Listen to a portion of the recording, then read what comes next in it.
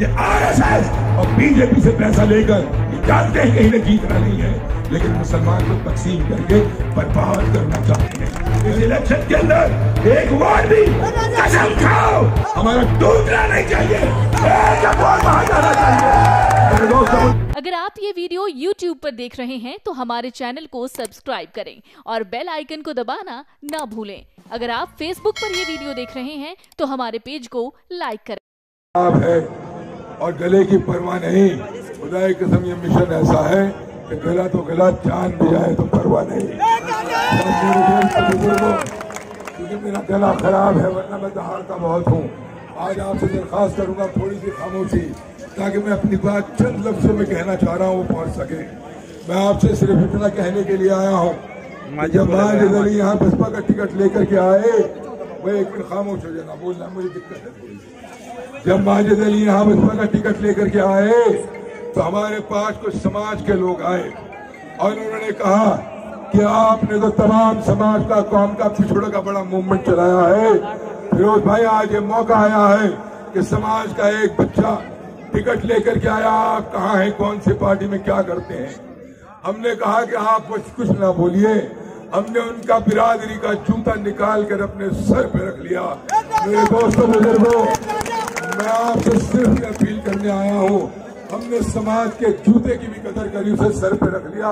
लिल्लाहि बराए करम, तुम्हें सर की थोड़ी सी कदर कर लेना तो इज्जत पा जाओगे, अल्लाह तुम्हें पता दे देगा। मैं आपसे ये कहने के लिए आया हूँ, मैं आपसे ये कहने के लिए आया हूँ कि जब हम रसूलों के अंदर आकर के अपना वोट देते हैं तो हमसे कुछ खामियां हो जाती हैं, क्योंकि वक्त कम है बहुत बड़ा, यहाँ पे कई और प्रोग्राम भी करने हैं, लेकिन यहाँ पर अक्सर और बेशतर हमारे दबे कुचले दलित भाई और मुसलमान भाई हैं। मैं अपने मुसलमान भाइयों से कहना चाहता हूँ कि आज ये इलेक्शन निजात का इलेक्शन है।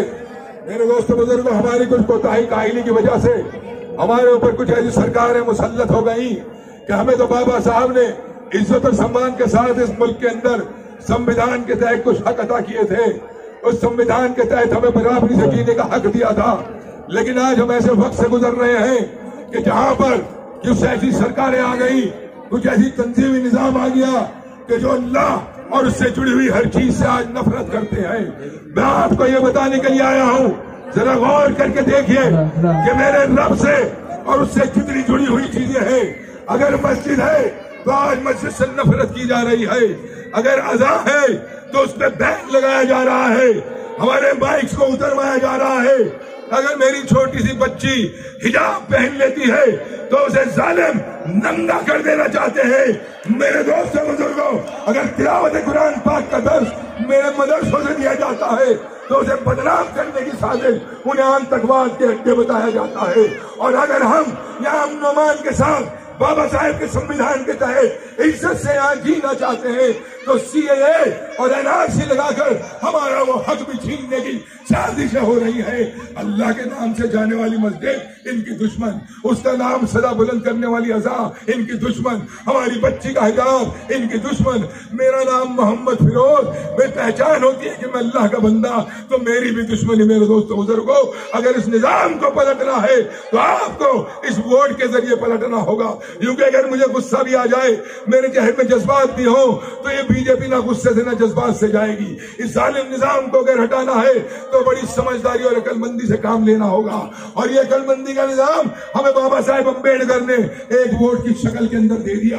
मैं आपसे ये बताने के लिए आया हूँ कि ये वो चीज है, वो हथियार है जो एटम बम से ज्यादा ताकत रखता है। मेरे दोस्त, ये वो हथियार है जो टैंक से ज्यादा असरअंदाज है। AK-47 जैसी बंदूकें इसका मुकाबला नहीं करती। पहले कभी जब निजाम को बदलने की बात आती थी, पहले कभी जब जालिमों को हटाने की बात आती थी, तो तीर और तलवार की लड़ाइयां और बड़ी खून-ए-ज़र गर्दनें उतरती थी। लेकिन अल्हम्दुलिल्लाह हिंदुस्तान के संविधान के तहत बाबा साहेब ने मुझे एक ऐसा हथियार दे दिया कि इसका अगर मैं सही इस्तेमाल कर लूं तो बड़े से बड़ा निजाम, बड़े से बड़ा जालिम चुटकियों में सफाया हो जाएगा।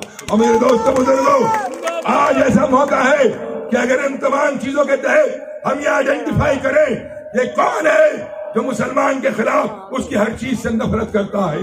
ये कौन है जो दलितों का इलेक्शन छीन लेना चाहता है? ये कौन है जो हिंदू और मुसलमान के अंदर नफरत बांटकर हिंदुस्तान में खूनरेजी कराना चाहता है?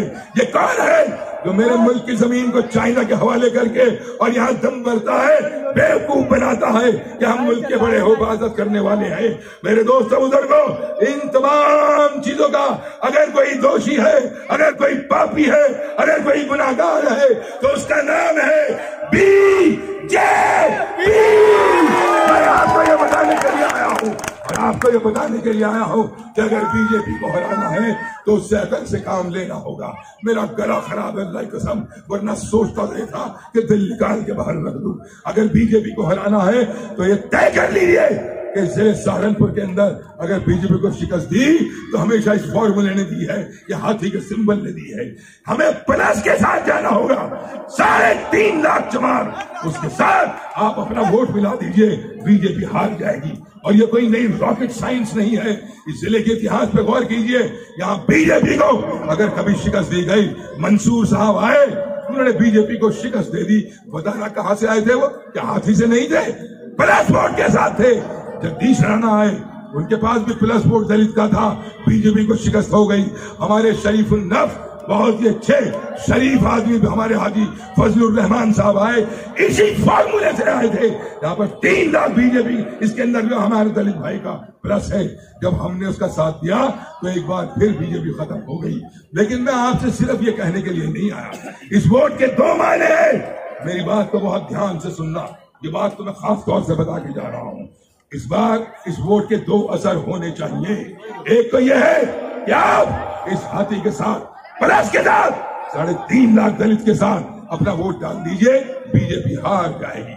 ये कोई बड़ी चीज नहीं है, 2 और 2 4 होते हैं, बीजेपी हारी पड़ी है, इंशाल्लाह इसकी फिक्र ना करो। लेकिन जो दूसरी बात है वो वादा आपसे लेने के लिए आया हूँ। हर बात एक साजिश सहारनपुर के अंदर हो रही है। कुछ लोग जिनका साहिल का जिक्र कर रहे थे, ना कोई जमींदारा, ना कोई फैक्ट्री, ना कोई नौकरी, कई करोड़ के इलेक्शन, ये पैसा आता कहां से है? ये आरएसएस और बीजेपी से पैसा लेकर ये जानते हैं कि इन्हें जीतना नहीं है, लेकिन मुसलमान को तकसीम करके बर्बाद करना चाहते हैं। मेरे दोस्तों बुजुर्गों, इस इलेक्शन के अंदर बीजेपी तो हार जाएगी, लेकिन पिछली बार की तरह अगर 2-2.25 लाख हमारा इधर उधर हो गया तो फिर उस सांप के अंदर जान बाकी रह जाएगी। इस इलेक्शन के अंदर एक वोट भी, कसम खाओ, हमारा टूटना नहीं चाहिए, एक वोट बाहर जाना चाहिए। मेरे दोस्तों बुजुर्गों, इससे असर ये होगा, एक तरफ तो बीजेपी हार जाएगी और दूसरी तरफ ये मेरे सामने स्टेज आ गया, वरना दिखाता ये जो सांप है, ये जो नाग है, जो हमें बांट के हमारे वजूद को खत्म करना चाहता है, इस इलेक्शन में पैर के नीचे अपने पांव को मरोड़ा देकर मसल देना है। इस मेरे दोस्तों बुजुर्गों, जाते जाते एक चीज और आपसे कहना चाहता हूं। आज हमने देखा फेसबुक पर उन्हीं की जानिब से एक कमेंट डाला गया, ट्वीट डाला गया कि अगर हमारे नेता ने फलाने पता नहीं बिरान का कौन है, बिरान मशहूर, अगर ये हारे तो इन्हें हराने वाले ये पिछड़ा समाज होंगे, ये मलिक बिरादरी होगी, ये काड़ा बिरादरी होगी। ये मैं तुमसे कहने के लिए आया कि अगर इसने ऐसा किया तो खुले आम फेसबुक से धमकी दी जाती है कि हम इनको देखेंगे। आज ये इलेक्शन गैरत का इलेक्शन है। सितमगर हुनर आजमाए तो तीर आजमा, अगर इतने खुले मन से धमकी है, या तो यहीं से मेरा साथ छोड़ देना, वरना खराब अपने अपने रब की कसम कि क्या हमें धमकाने की बात करते हो?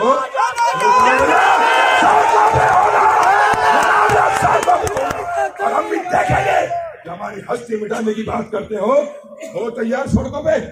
हो तैयार?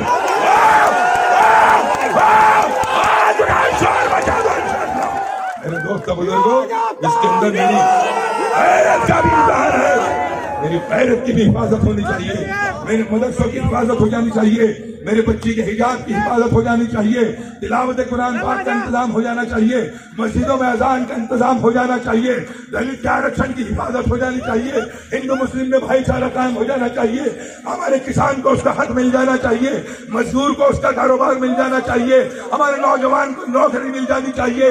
और उस सबका नुस्खा कीमिया ये है कि बीजेपी को माजिद को वोट दे के हरा दो, एक उसके यही खत्म करूंगा। मैं मजबूर हूं, थोड़ा सा आप समझ रहे होंगे मेरी मजबूरी। बहुत बहुत शुक्रिया।